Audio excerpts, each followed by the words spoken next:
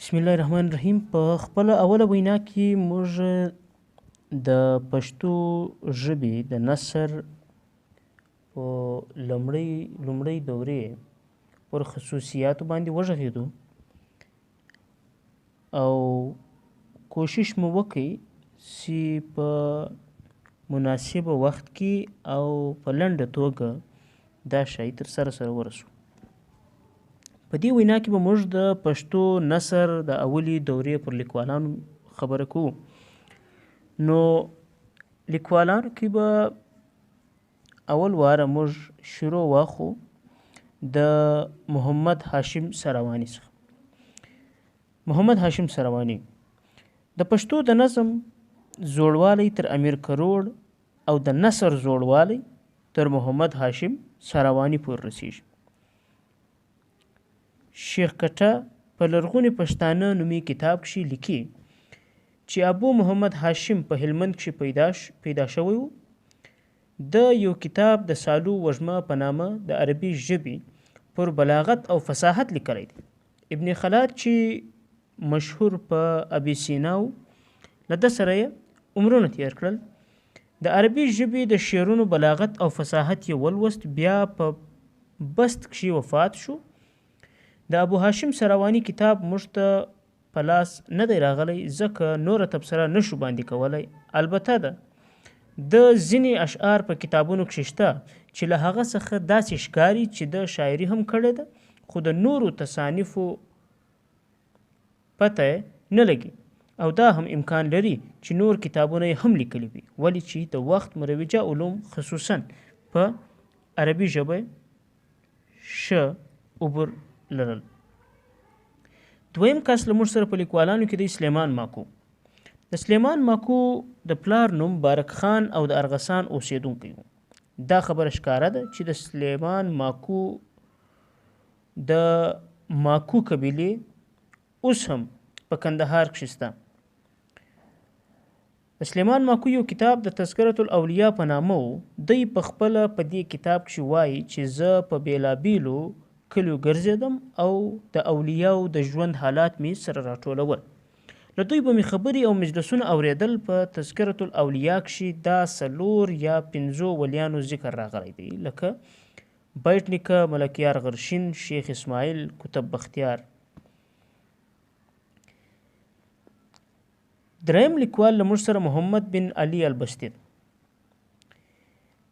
دا پښتون مورخ د بست اوسیدونکی و. د ده د ژوند حالات نه دي معلوم. د پټې خزانې مؤلف د لرغوني پښتانه په حواله لیکي چې د سوریانو په تاریخ یو کتاب لیکلی دی چې د تاریخ سوری په نامه یادیږي.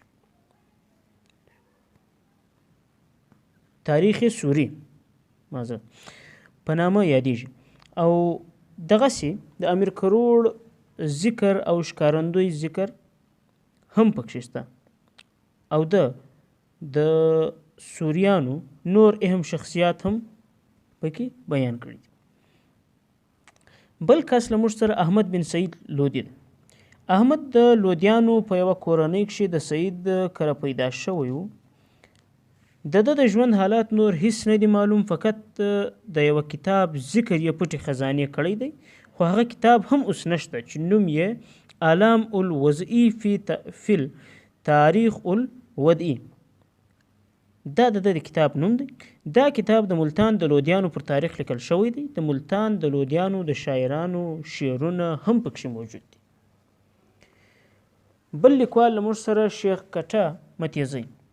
شیخ کټه متیزی د شیخ یوسف زوی او د شیخ متی لمسی و. د یوسف 7 زامنو. په دې ټولو کښې شیخ کټه لوی عالم او پوه سړی و. د یو کتاب د لرغوني پښتانه په نامه لیکلی و. د له کتابه د پټې خزانې مؤلف د ډیرو شاعرانو حالات رانقل کړي دي. په دې کتاب لرغوني پښتانه کښې د ډیرو شاعرانو د ژوند حالات او شعرونه رانقل کړي دي. په لرغوني پښتانه نومي کتاب کښې د دې کسانو د ژوند حالات او شاعري راغونډه شوې ده، لکه امیر کروړ او د شاعري، د ښکارندوی د ژوند حالات او شاعري، د شیخ اسد د ژوند حالات او شاعري، د علي البسطي د ژوند حالات او د کتاب نمونې، د هاشم سرواني د ژوند حالات او ادبي خدمات. له دې نه پس موږ ته بیا بل لیکوال چې دی هغه شیخ ملي د نصر په دوریو کې.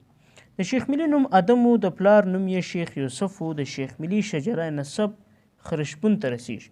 افضل خان خټک او نور مورخین په یوه خوله دي چې شیخ ملي کورنۍ مخکې په ارغسان کښې اوسېده، بیا ننګرهار او پېښور ته راغلو، په یوسفزو کښې استوګن شو. یوسفزو د دوی ډېر خیال ساتلی. د شیخ ملي یوه لویه کارنامه دا وه چې د مځکو ویش یې خلکو ته په داسې طریقه ور وکړو چې وروسته شیرشاه سوري هم د خپل زراعت دپاره د ده له کتابه استفاده وکړه. د ده ذکر د پښتو ژبې ستر شاعر خوشحال بابا 350 کاله مخکې کړی دی، لکه چې وایي په سواد کښې دي 2 څیزه، که خفي دی که جلي، مخزن د درویزه دی بل دفتر د شیخ ملي. د شیخ ملي بعد موږ ته د اولې دورې پښتو ژبې اولې دورې اخري کس چې دی هغه کجو خان. د کجو خان اصل نوم احمد خان و. د قبیلې په لحاظ دی راڼیزی و. تر شیخ ملي وروسته دی ډیر لوی مشر او خان و. مورخین لیکي چې دی د شیرشاه سوري هم اثر و. د ده یو کتاب د خان کجو تاریخ په نامه و. د دې کتاب حوالې ډیرو مورخینو ورکړي دي. حافظ رحمت خان هم د کتاب حوالې ورکړي دي. یو مستشرق مارګن سټیرن لیکي چې میجر راورټي د خپل ډکشنرۍ په مقدمه کښې لیکلي دي چې له ما سره د کجو خان تاریخ په نامه یو کتاب شته چې ده پکښې د پښتو ډیر واقعیات او تاریخونه خوندي کړي دي. دا له موږ سره د اولې دورې لیکوالانو